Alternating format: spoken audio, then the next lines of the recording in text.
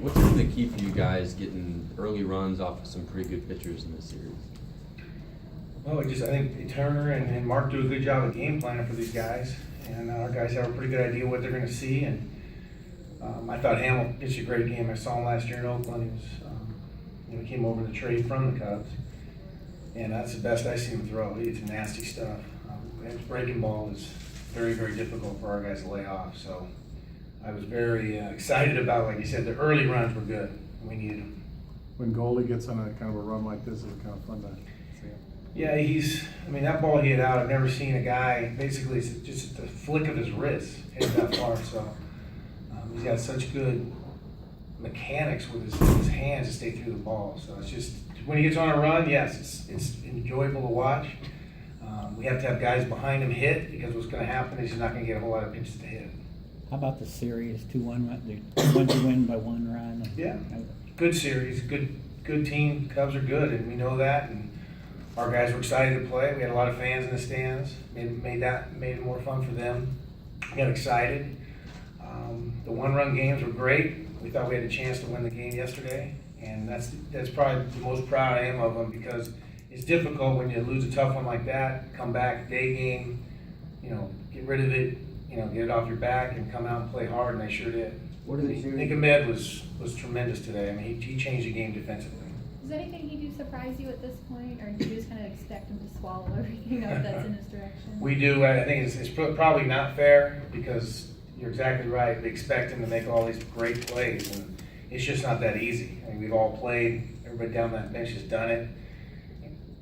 Excuse me. The stuff he does is just mind-boggling every day, and that's why when he made a couple errors in Miami, we didn't know what was going on. We had to get him checked by the doctors. How difficult is that backhand double play? Very difficult. It's a combination of the two also. You're the one at second base. Owings has to turn it, and you know that guy's going to be on top of you, because the play takes a little bit to develop. But Nick gives him such a good feed, he gets rid of it, and of course Goldie catching it with the stretch. It's a beautiful play. You mentioned good series. It's been a good stretch, though. I mean, winning 6 of the last 7. Yeah, no doubt. I mean, when you win, it's great. I mean, we had 3 tough games in Philly, and then we kind of got rid of that and started to play better. We're starting to get more consistency out of the bullpen. Every now and then we have a glitch, but that's baseball. Sometimes we're so hard. Guy gives up a game-winning hit, or we're ahead, we lose the lead. Well, there's another team over there that's trying to do it, and every now and then they're going to beat you. And they're going to beat a good pitcher, they're going to beat a good pitch. So we, as coach, manager, we hate to see it, but we have to realize sometimes, hey, the other team has something to do with this. You've always said momentum starts with your starter. How did you feel Helton went out there? Did great. We sat in my office for an hour and a half after the game, deciding if we were going to make a move to get more pitching, and we decided in the end that Helton could give us 5-6 innings, we'd be fine, and he sure did that. And he's been pitching better and better, giving us a chance to win. He got an RBI today with the bat. It was impressive. So he felt really good about that outing. Do you think he felt just internally any pressure being with a new team to try and perform right out the gate early in the season? I don't know if that's it. He doesn't seem like that guy, but he's a very quiet, to himself person. So maybe so. I mean, that's something he can't get inside his head. But he's always been extremely easy to coach. Hark and Stott are always working with him, and he seems to take to coaching. So I just think it's maybe a new league.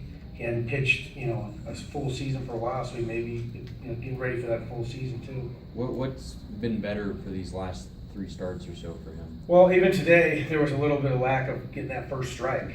That's concerning, because once you get behind, good hitters, they have a chance to get you. So that's still something he needs to work on. But I think he has not walked as many guys. He hasn't given them the free bases. So that's huge, because at any moment, especially in this ballpark, a guy can go deep. He was also facing a manager that knows him really well. I mean, that must have been kind of No doubt about it. Joe knows him real well, and I'm sure it was fun for him. Hamill, I think they played together over there a little bit at some point. How do you keep the momentum going as you get the win? Just keep playing. We got a day game tomorrow, so we got to get on the plane and get it ready in a nice city to play in. Great baseball city of St. Louis. Good team. I mean, as good a team that we have in this league, so we'll have to be ready. St. Louis obviously has some really good starters that you guys will face too. What does this series do for your hitters' confidence facing some of those? Again, I think it's day to day. I mean, just the matchup of the pitcher. We'll try to match our best hitters that fit in against that certain pitcher that day. But you have to be able to shake off some tough at bats because you're going to have at bats where, I mean, Pollock was a prime example. He basically was abusing it, and then all of a sudden he comes up with a big hit, gets a hit to right. It's amazing. And that's tough to do. When you get in a rut, to get out of it is difficult. And he just showed that today he could do that.